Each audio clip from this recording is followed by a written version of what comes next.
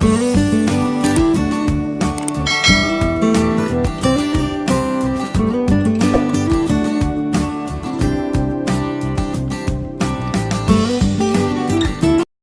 guys! So yan, panibagong araw, panibagong video naman tayo ngayong araw to. So yan, ngayong araw napaka-exciting kasi lahat ng rabbit na nakikita nyo sa likod ay pakakawalan ko para makapag-exercise din naman sila kahit papano. Kasi syempre, sa tinagal-tagal ng panahon, hindi pa sila nakapag-exercise o yung parang feel free o yung malaya ba kahit saglitan lang. So ngayon, pakakawalan ko sila ditong lahat kasama na yung mga kits nila. So lalagyan ko na lang ng marker para hindi palit-palit kapag ibabalik na natin sa kulungan. Pero maghapon ngayon, bukas na natin sila ikukulong ulit. So malaya sila ngayon buong maghapon at buong magdamag. So yan guys, isa-isin ko na ang pakakawalan, lalagyan lang natin ng... So yan guys, so meron kasi tayo dito may mga anak, kaya nilagyan ko sila ng marker sa paa para pagbalik natin sa kulungan, eh hindi tayo malito kung kanino ba yon o sinong nanay nun. So baka magpa-blatter pa tayo sa pulis.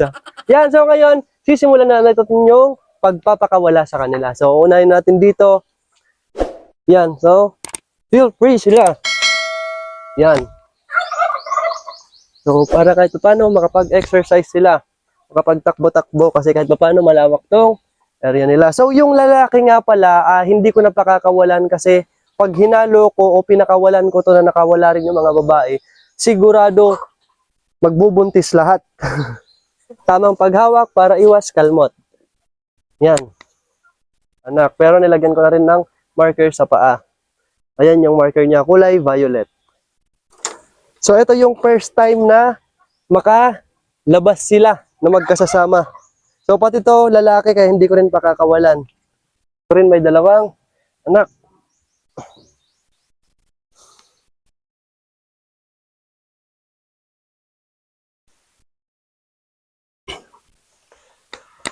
At yan nga guys, so kung mapapansin nyo, pinakawalan muna natin lahat para makapag-exercise sila. So medyo mainit na pero may silong naman kahit paano.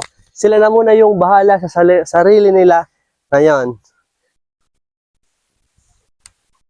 So yan, ito pa pala. So, ito, may anak siyang 8, dapat siyam, kaya lang may mortality tayong isa.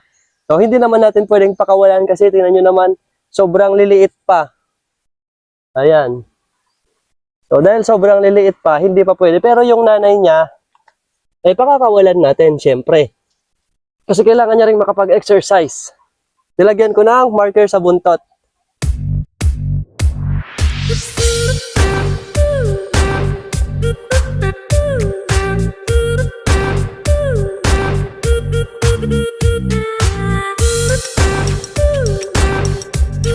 So, yan lang nga guys. So, kung mapapansin nyo, nakawala na silang lahat paliban dun sa isa kasi nga meron siyang mga anak pero kaya na pinakawalan ko rin.